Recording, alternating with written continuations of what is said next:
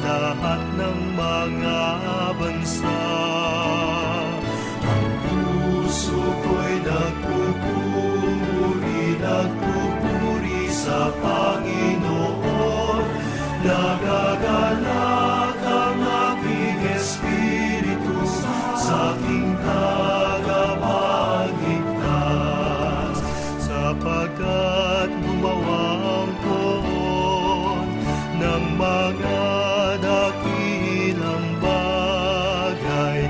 Banal sa lupa't langit ang pangalan ng Panginoon. Ang puso ko'y nagpupuri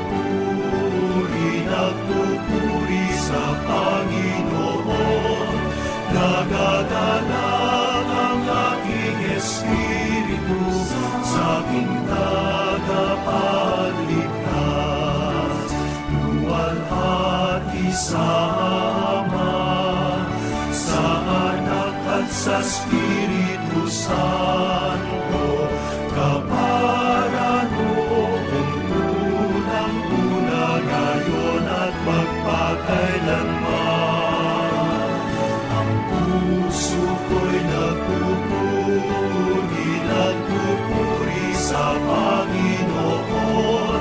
Nagagalak ang aking espiritu sa aking tagapagligtas. Nagagalak ang aking espiritu sa aking tagapagligtas.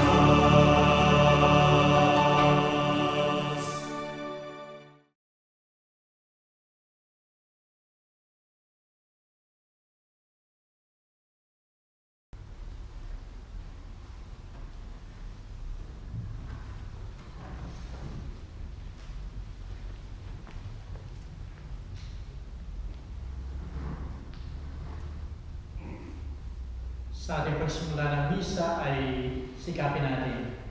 Nakalimitan ay humingi tayo ng tulong sa mga tao, sa mga malapit sa atin. Pero napakaganda ang kapistahan ngayon sapagkat isang ina ang dapat natin hingan ng tulong. At ito ay walang iba kundi ang ating mahal na ina, ang Birheng Maria. Kaya simulan natin ang misa ito. Sa ngalan ng Ama, ng Anak, at ng Espiritu Santo. Amen. Ang biyaya natin, Panginoon Jesucristo, ang pag-ibig ng Diyos sa kanliwanag na Espiritu Santo ay sumayin lahat. At sumayin rin. Pinaman ko mga kapatid sa pananampalataya, sa maraming pagkakataon sa ating buhay na tayo nanghina, tayo nawala ng pag-asa. Dahil sa mga problema, sa mga sakit, mga pagsubok na dumarating sa atin. At tayo nagkulang sa pananampalatayang humingi ng tulong sa ating Panginoon at sa ating mahal na ina. Humingi tayo ng pagtawanan sa kanila.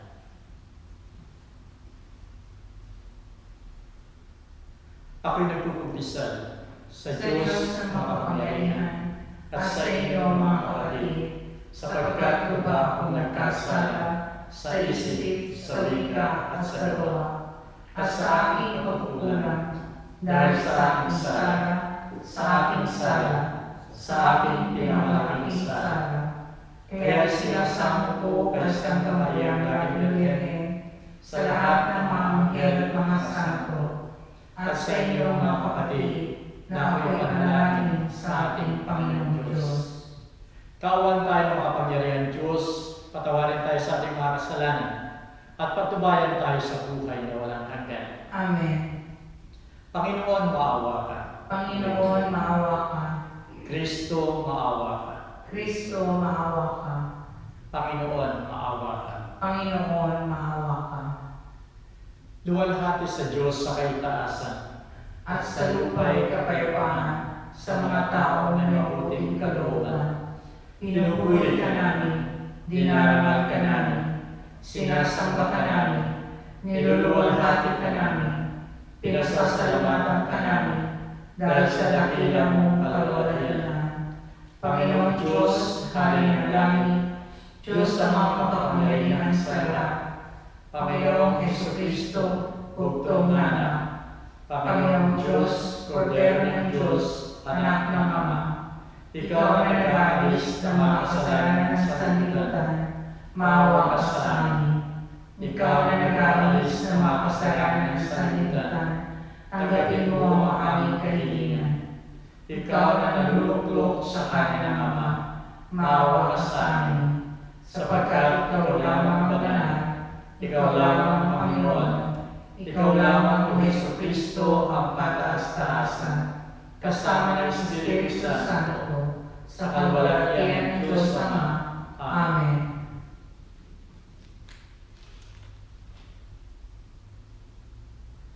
Panalangin tayo. O Diyos na makapangyarihan at walang hanggan, iniakyat mo ang ina ng iyong anak, katawan at kaluluwa, sa kalwalhatian ng langit. Tulungan mo kaming laging maisip ang mga bagay sa langit, upang maging marapat kami sa pakikibahagi sa kanyang kalwalhatian. Alang-alang sa anak mo si Jesucristo ang Panginoon namin, nabubuhay at naghaharing kasama mo at ng Espiritu Santo, magpasawalang hanggan. Amen. Pakinig tayo sa mga pagbasa. Unang pagbasa. Pagbasa mula sa aklat ng Pahayag. Nabuksan ang templo ng Diyos sa langit, at nakita ang kaban ng tipan. Kasunod nito'y bumitaw sa langit ang isang kabila-gilalas na tanda. Isang babaeng nararamtan ng araw at nakatungtong sa buwan. Ang ulo niya ay may koronang binubuo ng 12 bituin. Malapit na siyang manganak, kaya napasigaw siya sa matinding sakit at hirap. Isa pang tanda ang lumitaw sa langit. Isang pulang dragon na napakalaki. Ito'y may 7 ulo at 10 sungay, at may korona ang bawat ulo. Sinaklot ng kanyang buntot ang 3 bahagi ng mga bituin sa langit, at inihagis ang mga iyon sa lupa. Pagkatapos ay tumayo siya sa paanan ng babaeng malapit ng manganak upang lamunin ang sanggol sa sandaling ito'y isilang. At ang babae ay nagsilang ng sanggol na lalaki.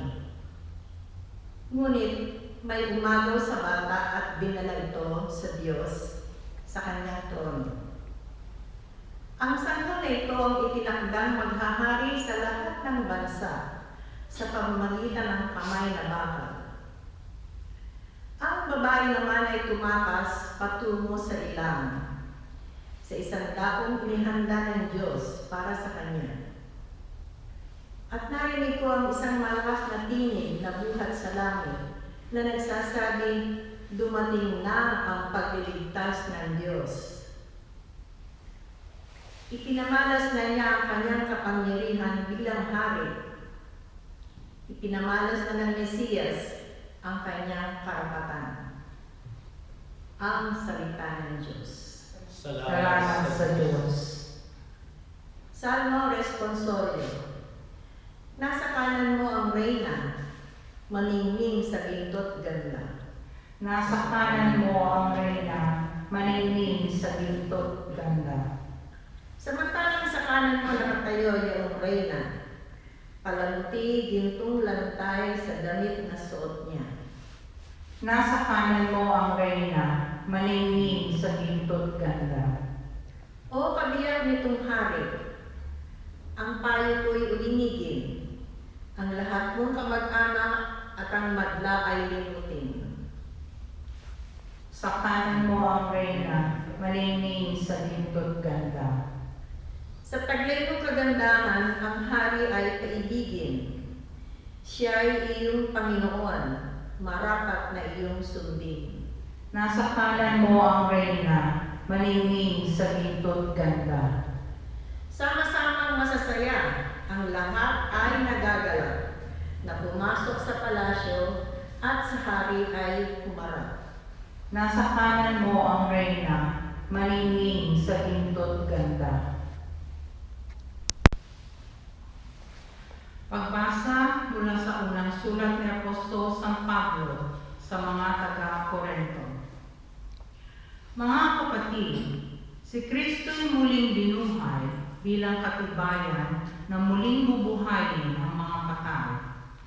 Kung paanong dumating ang kamatayan sa pamamagitan ng isang tao, gayon din naman dumating din ang muling pagkabuhay sa pamamagitan ng isang tao.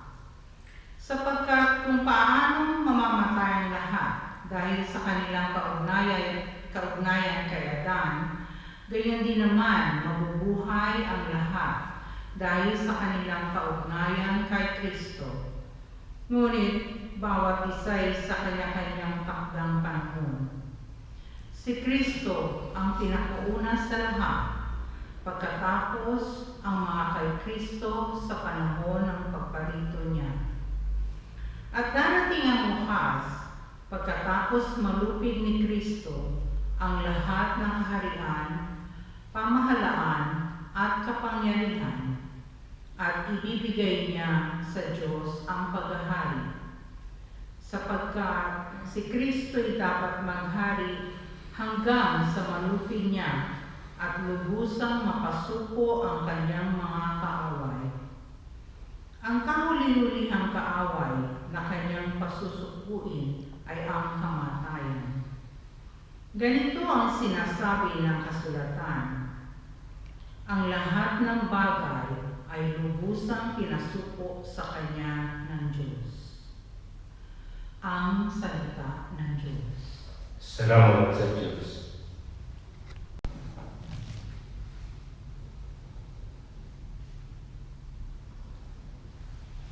Alleluia, Alleluia.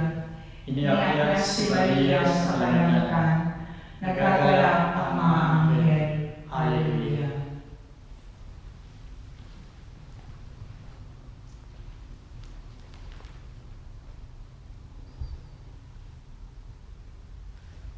Sumainyo ang Panginoon. At sumainyo rin. Ang pagbasa sa Banal na Ebanghelyo ayon kay Lucas. Walhati sa iyo, O Panginoon. Na mga araw na yon ay umalis si Maria at nagmamadaling naparoon sa bulubundukin sa isang lungsod ng Huda. At pagpasok sa bahay ni Zacarias ay binati niya si Isabel. Ngayon nang marinig ni Isabel ang bati ni Maria, ang sanggol sa kanyang sinapupunan ay lumukso at napuspos si Isabel ang Espiritu Santo. Sumigaw siya ng malakas na ang sabi, "Pinagpala ka sa mga babae at pinagpala ang bunga ng iyong sinapupunan. At bakit ipinagkaloob sa akin na ang ina ng aking Panginoon ay magsadya sa akin? Sapagkat pagkarinig ko ng tinig na iyong bati, ay lumukso sa tuwa ang sanggol sa aking sinapupunan. Umapalad yaong sumasampalataya na mangyayari ang mga bagay na ipinasabi sa kanya ng Panginoon." Wini ka pagkatapos Maria, "Dinadakila ng aking kaluluwa ang aking Panginoon, at nagagalak ang aking espiritu sa Diyos na aking tagapagligtas. Sapagkat nilingap niya ang kababaan ng kanyang lingkod. Mula ngayon ay tatawagin akong mapalad ng lahat ng salit-saling lahi, sapagkat gumawa sa akin ang makapangyayari sa lahat ng mga dakilang bagay. Banal ang tawag sa kanya, at umaabot ang kanyang awa sa lahit-lahi sa mga may takot sa kanya. Ipinakita niya ang lakas ng kanyang bisig. Isinambulan niya ang mga taong may palalong puso. Ibinulit sa luklukan ang mga makapangyarihan at itinampok ang mga mababang loob. Binusog niya ng mabubuting bagay ang mga nagugutom at pinaalis na walang dala ang mayayaman. Inampun niya ang Israel na kanyang lingkod bilang alaala ng kanyang awa, gaya ng ipinangako niya sa ating mga magulang, kay Abraham at sa kanyang lahi magpakailanman. Si Maria tumigil sa piling ni Isabel sa loob ng 3 buwan at umuwi sa kanyang bahay. Ang salita ng Diyos. Purihin ka, O Kristo.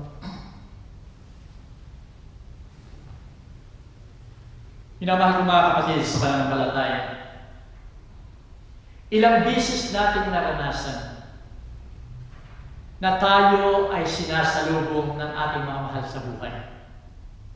Hindi lamang yung galing sa abroad o ibang bansa, kundi yung iba kahit yung pagsalubong galing sa opisina, sa trabaho, sa mga gawain. Lalong higit kung ang iyong sinasalubong ay hindi mo nakita ng ilang araw o ng ilang taon. Ang pagsalubong ay tanda ng relasyon, tanda ng pananabik, pananabik na magkaisang muli at magkasama, sapagkat ito'y napakalaking tanda ng tunay na pagmamahal.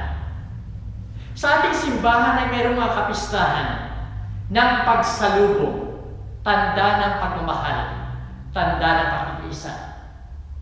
Sa ating Pilipinas, sa bansang Pilipinas natin, na dinadala natin sa ibang bansa, ay mayroon tayong kapistahan ng salubong sa muling pagkabuhay ng ating Panginoon. At sa salubong na ito may dalawang prosesyon.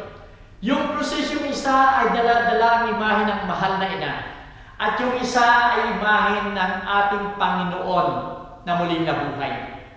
Sila ay magsasalubong sapagkat doon magpapangita sila. Masasalubungin ng ina yung anak na muling nabuhay. At dahil sa katuwaan ay inaalis ng anghel ang maitim na belo ng mahal na ina bilang tanda ng tunay na kaligayahan. Na wala yung pagluluksa na palitan ng kaligayahan ng muling pagkabuhay. At pagkatapos magkasama, napapasok ang estatwa o imahe ng mahal na ina at ng muling nabuhay na estatwa ng ating Panginoon pagpasok sa simbahan. Sa Roma, simula pa nung una, ay mayroong mga maliit na villages o lugar o town na ang siniselebrate nila ay halos pareho rin. Pero ito ay hindi sa muling pagkabuhay ng ating Panginoon. Ito'y tinatawag nilang El Sinata, nang ibig sabihin ay bowing procession. Ganon din. Nagsisimula yung isa yung imahe ng mahal na ina sa 100. Pagkatapos naroon ang imahe ng ating Panginoon. At magsasalubong din sila. Pagkatapos magsalubong sila, magbabaw sila ng 3 ulit bilang tanda ng kaligayahan ng muling pagkikita. Para doon sa mga taong taga-Roma, ang siniselebrate nila hindi muling pagkabuhay ng ating Panginoon.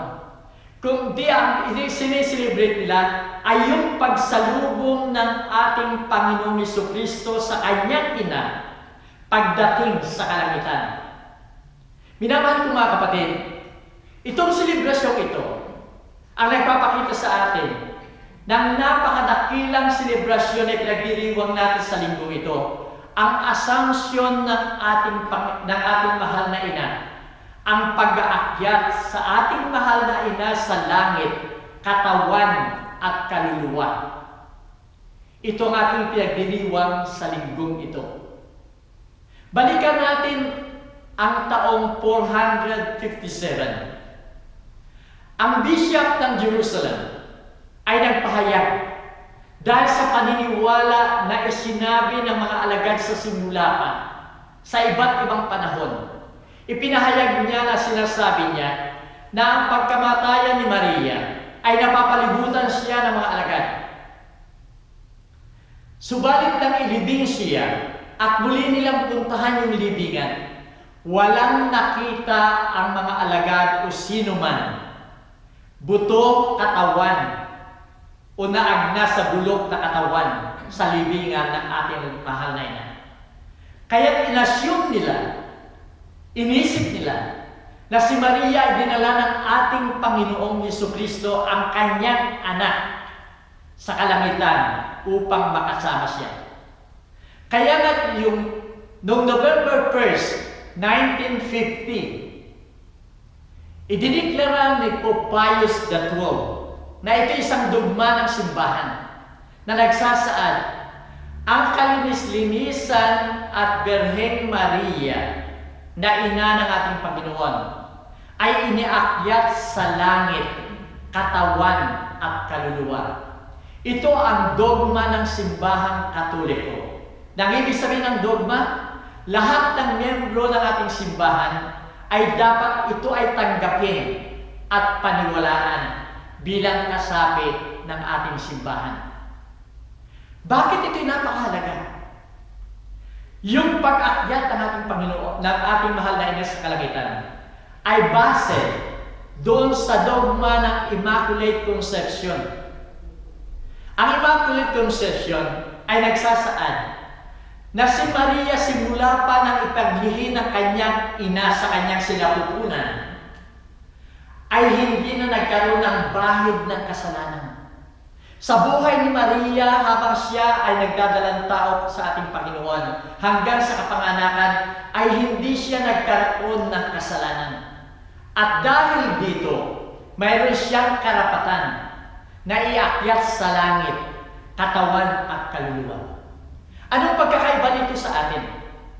Ang pagkakaiba nito sa atin, sa ating kamatayan, pagkatapos na tayo mamatay, ang ating kaluluwa ay humihiwalay sa ating katawang lupa. Ang kaluluwa natin is either pumunta sa kalangitan, purgatorio, sa impyerno, pero yung ating katawan mismo ay naiiwan dito sa lupa at dito ay nabubulok sa lupa. Bakit nangyayari ito? Ang pagpabulok ng katawan ay kabahagi ng parusa ng ating mga kasalanan. At kung ito'y parusa ng kasalanan, si Maria ay walang kasalanan. Kaya nararapat lamang na hindi mabulok ang kanyang katawan. Kaya immediately, siya ay inaakyat sa langit, katawan at kaluluwa na siyang naiiba sa atin. At dapat natin isipin din na yung katawan, yung sinapupunan ng ating mahal na ina, ang nagdala sa anak ng Diyos. At kung ito ay dinala ng anak ng Diyos, dinala ni Maria ang anak ng Diyos, dapat lamang manatili sa kabanalan ang katawang ito at hindi siya mahawaan ng anumang kasamaan sa pagkabulok ng kasamaan ng katawan. Kaya dapat lamang na siya ay iakyat sa kalangitan. Minamahal ko mga kapatid, ito ang ating pinaniniwalaan, ito ang dogma at napakaganda sapagkat dito nakasalalay ang tunay na kaligayahan sa kalangitan. Imagine natin yung pagsalubong, yung pakikiisa ng anak sa kanyang ina ay nagbibigay ng tunay na kaligayahan. Yung pagsalubong at pagkikita ng mga anghel sa kanilang queen o reyna sa kalangitan ay nagbibigay ng kasiyahan. Ang pagsalubong at pagkikita ng Diyos Ama sa kanyang paboritong anak na nakiisa sa misyon sa daigdig nito ay nagbibigay ng napakalaking kaligayahan. Ang pagkakita ng isang ina at ng Espiritu Santo na siyang tumugon, tumanggap sa paanyaya ng Espiritu na makiisa upang ipanganak ang Mesiyas, ang anak ng Diyos, ay nagbibigay ng tunay na kaligayahan. Si San Jose ay nagkaroon din ng kaligayahan sapagkat muli niyang nakasama ang siyang nagdala ng ating Panginoon at nakasama niya sa pagpapalaki sa Diyos Anak. Minamahal ko mga kapatid, ito ang kaligayahang dulot ng pakikiisa at pagsalubong ng nagmamahal sa kalangitan. At dapat lamang ito ang dapat nating tingnan. Ito ang dapat nating pagsikapang makamtan. Na tayo ay makarating sa kalangitan at do'y makasama rin natin ang lahat ng minamahal natin sa buhay na nauna na sa atin. Kaya ang kapistahan ito ng Assumption o pag-aakyat kay Maria sa kalangitan ay maging inspirasyon sana sa atin na tayo ay magsikap na makarating sa kalangitan upang madama ang tunay na kaligayahan ito sa kalwalatian ng ating Panginoon. Totoo nga ng ating katawan ay mabubulok. Subalit kung tayo magiging tapat sa aral at halimbawa ng ating Panginoong Jesucristo, tayo rin ay makakarating sa kaluwalhatian sa langit. Kaya nga sinasabi nga sa Eucharistic Prayer, gawin mo kaming marapat na pumasok sa buhay na walang hanggan. Kasama ni Maria na ina ng Diyos, kasama ni San Jose na kanyang esposo, kasama ng mga apostol at lahat ng banal sa kalangitan. Minamahal ko mga kapatid, siya ang ating pag-asa. Siya ang tanda ng ating pag-asa. Kaya nga meron siyang title, Star of the Sea, ang ating mahal na ina. Tayong lahat ay naglalayag. Tayo naglalayag sa dagat na kung minsan ay napakapayapa, kung minsan ay may mga problema dahil may bagyo, may hangin, may unos na ating sinasalubong. Ang lahat ng ito ay nangangailangan ng star. Kung tayo nasa kadiliman sa dagat na yan, at hindi natin alam ang ating patuturuhan, yung tala na yon, yung star na yon ang magbibigay sa atin ng daan, ng gabay at lakas upang tayo makarating sa ating pagpupuntahan. Sa panahon ito ng pandemya ay kailangan natin ito. Kailangan natin yung lakas na yun. Kailangan natin yung guide na yun upang tayo ay makarating papunta sa ating patuturuhan. Siya ang ina ng laging saklolo, na laging nasa atin, tumutulong sa atin, at gagabay sa atin upang ating maranasan ang tunay na daan patungo sa kaluwalhatian ng kalangitan. At dito nga natin makakamtan ang pangako ng ating Panginoon sa Matthew 25:34 na nagsasabi, halina mga pinagpala ng aking Ama. Pumasok kayo sa kaluwalhatian na inihanda niya sa inyo simula pa ng lalangin ang sandaigdigan.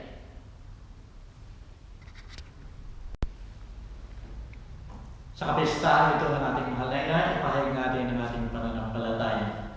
Sumasampalataya ako sa Diyos amang makapangyarihan sa lahat, na may gawa ng langit at lupa.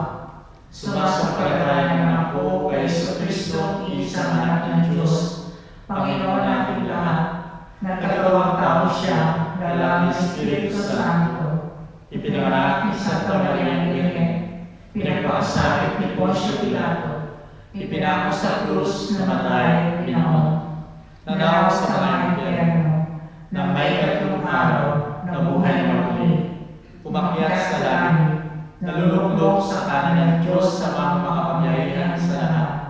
Doon magmumula, malilito at uupong sa namabubuhay at namamatay na tao. Sumasampalataya naman ako sa Diyos Espiritu Santo, sa Santa Iglesia Katolika, sa kasamahan ng mga santo, sa ikawawalan ng mga kasalanan, mabubuhay na mamuli ang namatay na tao, at may buhay na walang hanggan. Amen.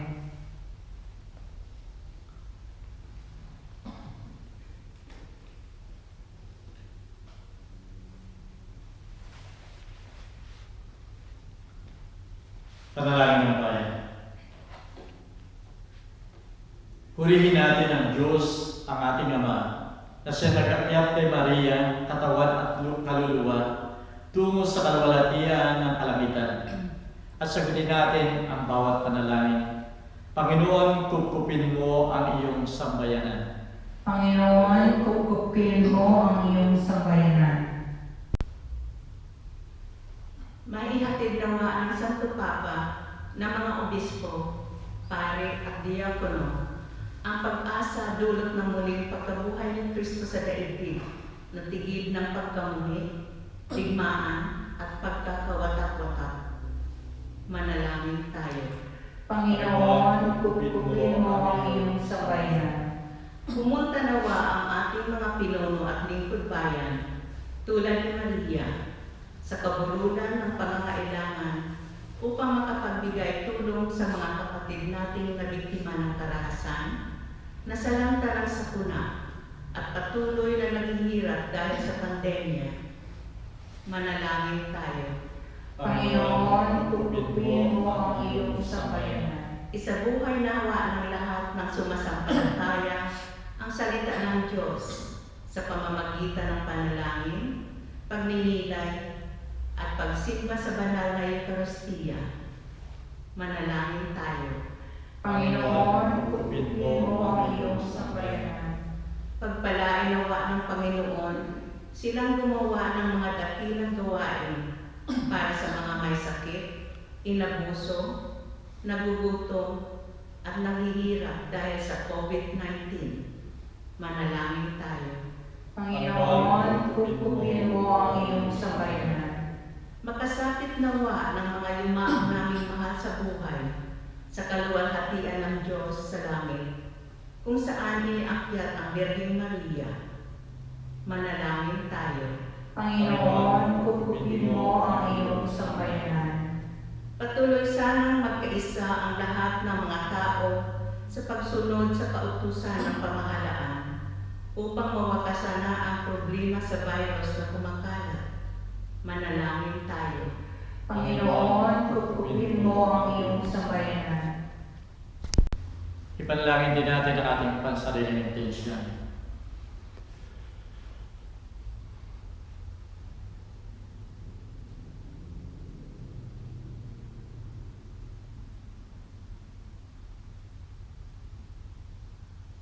Ama, mga panalangin nawa ng aming mahal na ina na iniakyak mo patungo sa kalwalatian ay makatulong sa aming pagtulad kay Kristo. Hiniling namin ito sa ngalan ni Kristo, aming Panginoon. Amen.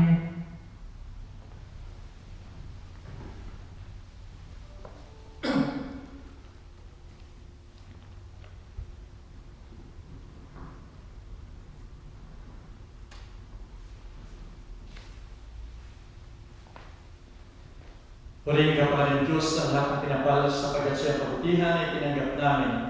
Ang tinapay na nialay sa iyo, na galing sa lupa at pinagpagulan ng tao, upang maging tinapay na magdudulot sa amin ng buhay na walang hanggan. Purihin at ipagdangal ang Diyos magpakailanman.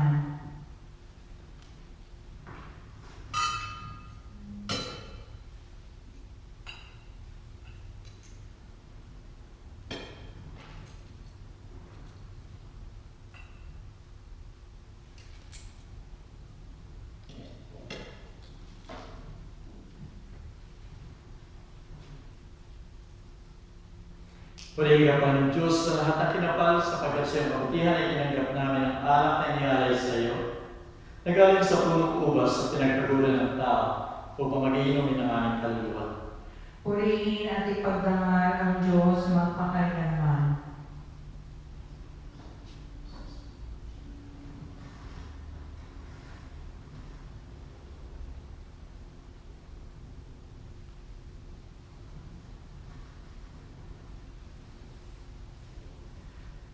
Manalangin kayo ng kapatid at ito ating sakripisyo maging kandudugod sa Diyos sa mga makapangyarihan. Tanggapin naman ng Panginoon itong sakripisyo sa iyong mga kamay sa kapurihan niya at karangalan sa ating kagagaling at ng buhay niyang Iglesyang Banal. Tanggapin mo, Panginoon, ang aming alay ng papuri, samantalang humihingi kami sa iyo ng awa. Sa kapistahan ng pag-aakyat sa mahal na ina ng Diyos, ipanalangin sana kami ng mahal na Birhen, upang ang aming mga puso ay laging magningas sa pag-ibig sa iyo, at ikaw lamang ang hanapin. Alang-alang kay Kristo, aming Panginoon. Amen.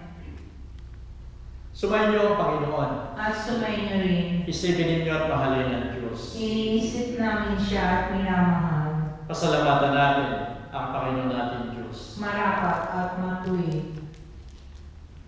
Ama namin makapangyarihan, tunay ngang marapat na ikaw ay aming pasalamatan sa pamamagitan ng Yesu Kristo na aming Panginoon. Ngayong iniakyat ang mahal na Birhen sa langit, ang pasimulat larawan ng laan mong masapit ng tanging sambayanan sa iyong nananalig. May pag-asa at kasiyahan kaming sa iyo'y papalapit.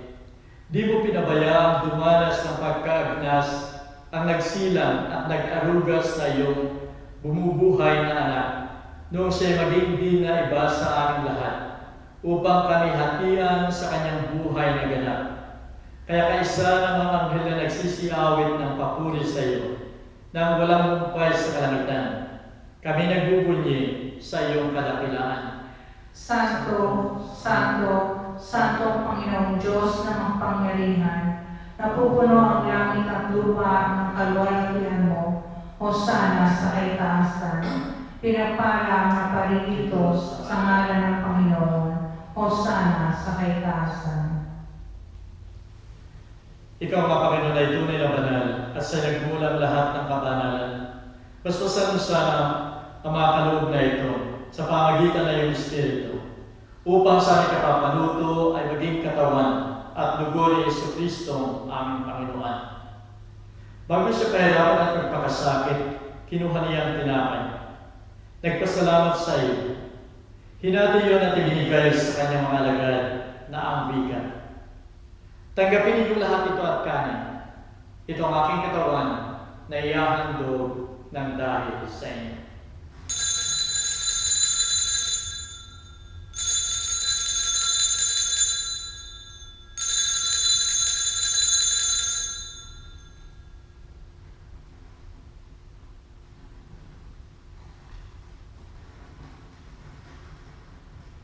Kaya hindi naman pagkatapos ng hapunan, kinuha niya ang kalis. Muling nagpasalamat sa iyo at ibinigay yun sa kanyang mga alagad na ang bigat. Tanggapin niyo lahat ito at inumin. Ito ang kalis ng aking dugo. Dugo ng bago at walang hanggang tipan, na sa inyo't sa lahat ay bubuhos sa ikapagpapatawad ng mga kasalanan. Gawin niyo ito bilang pag-alaala sa akin.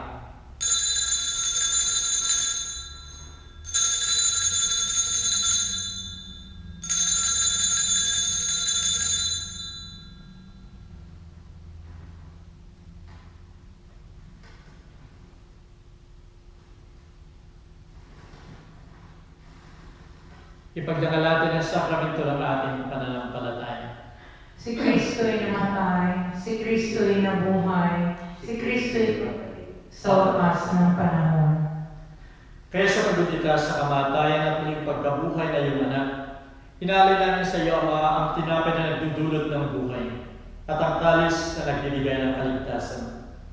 Nagpapasalamat kami sa iyo sapagkat minarapat mo kaming tanggapin sa mahal mong harapan upang maglingkod sa iyo. Pakubabang sinasama namin na kami makikinabang ng katawan at dugo ni Kristo ay pag-isahin ng Espiritu Santo. Alalahanin mo, Panginoon, ay iyong simbahan sa buong daigdig, kasama Santo Papa, si Francisco, ang aming Arsobispo, si Anthony, at lahat ng mga pari.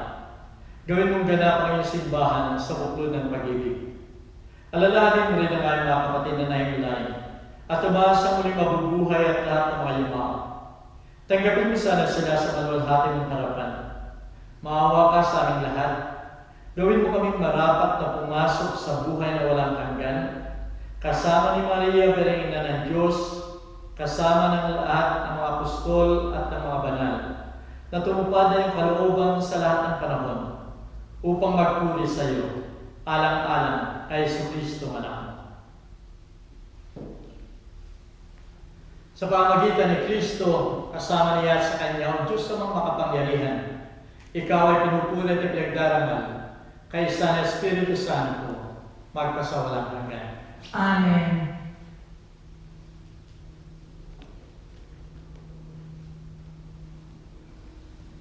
Sa ating pakikisa sa kapistahan ito sa ating mahal na ina,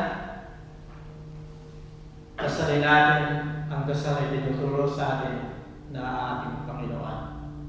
Ama namin, sumasalamin ka, sambahin ang ngalan mo, mapasa amin ang kaharian mo, sundin ang loob mo dito sa lupa para nga sa langit. Bigyan mo kami ngayon ng aming kakanin sa araw-araw, at patawarin mo kami sa aming mga sala, para nga pagkapatawad namin sa nagkakasala sa amin, at huwag mo kami ipaintulot sa tukso, at iadya mo kami sa lahat ng masama. Hiniling namin ng Panginoon na iligtas mo kami sa lahat ng masama. Pagkalooban mo kami ng kapayapaan sa aming kapanahunan, upang sa tulong na iyong awa ay lagi kayo maligtas sa kasalanan at malayo sa lahat ng ligali. Samantalang hintay namin ang masayang pagbabalik ni Jesucristo aming manunubos. Sapagkat sa iyo'y nagmumula ang kaharian, ang kapangyarihan at kaluwalhatian, magpasawalang hanggan. O Panginoon Jesucristo, sinabi mo sa iyong apostol, kapayapaan ang iniiwan ko sa inyo. Ipinagkakalog ko sa inyo aking kapayapaan. Huwag mo sana isaalang-alang ang aming mga pagkakasala, kundi ang pananampalataya na iyong simbahan. Pagkalooban mo siya ng kapayapaan at pagkakaisa, ayon sa kasisiya na iyong kalooban, nabubuhay ka taghahari, magpasawalang hanggan. Amen. Ang kapayapaan ng Panginoon ay laging sumayin. At sumainyo rin. Magbigay tayo ng kapayapaan sa bawat isa.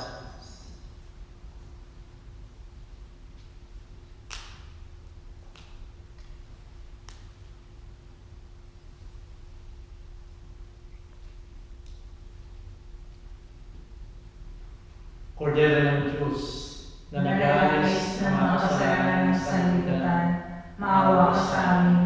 Kordero ng Diyos na nag-aalis ng mga kasalanan ng sanlibutan, maawa ka sa amin.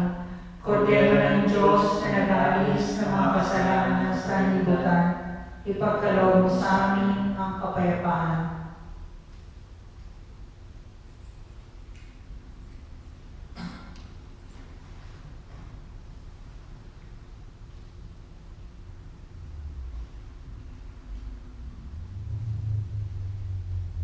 Narito ang kordero ng Diyos, narito siya nag-alis ng mga kasalanan ng sanlibutan.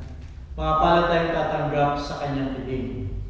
Panginoon, hindi ako karapat-dapat na magpatuloy sa iyo sa aking katawan, ngunit sa isang salita mo lamang ay gagaling na ang aking kaluluwa.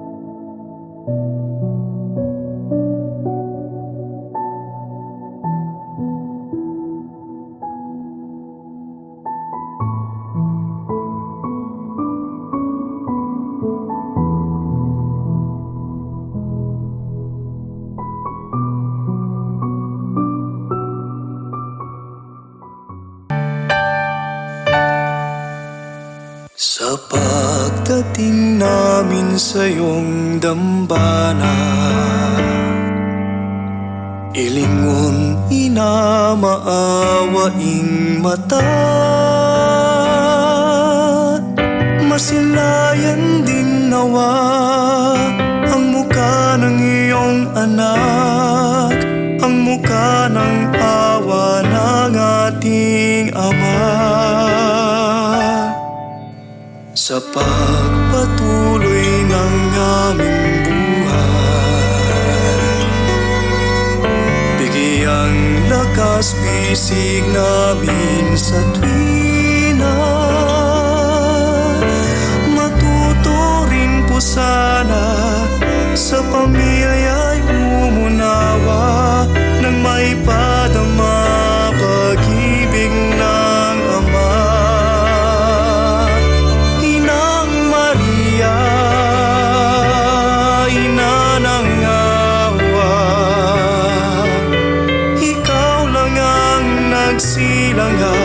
Sa amin ng pag-asa, saksi sa bawat hirap, at sa aming pagsisikap, ipanalangin mo kami sa iyong anak.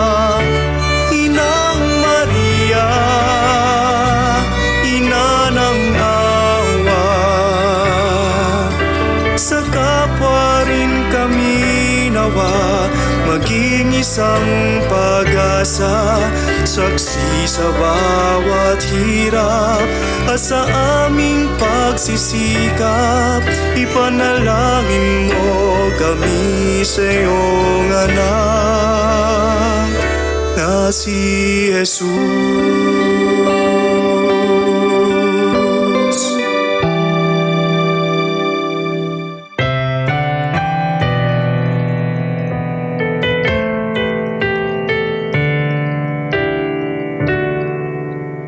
Hipuin ang pusong nanlalamig,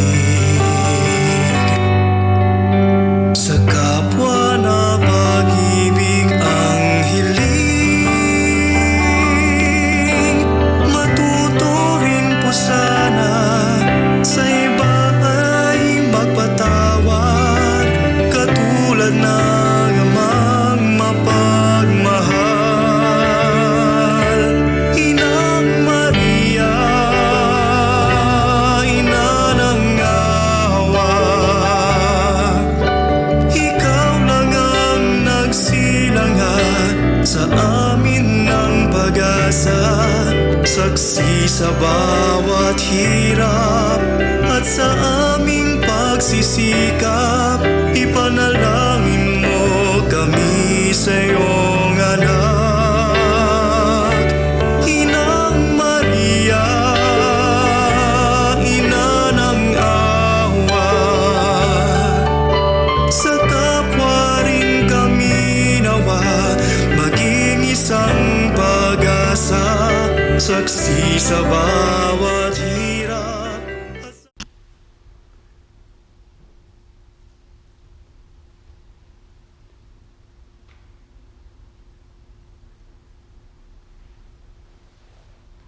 Manalangin tayo.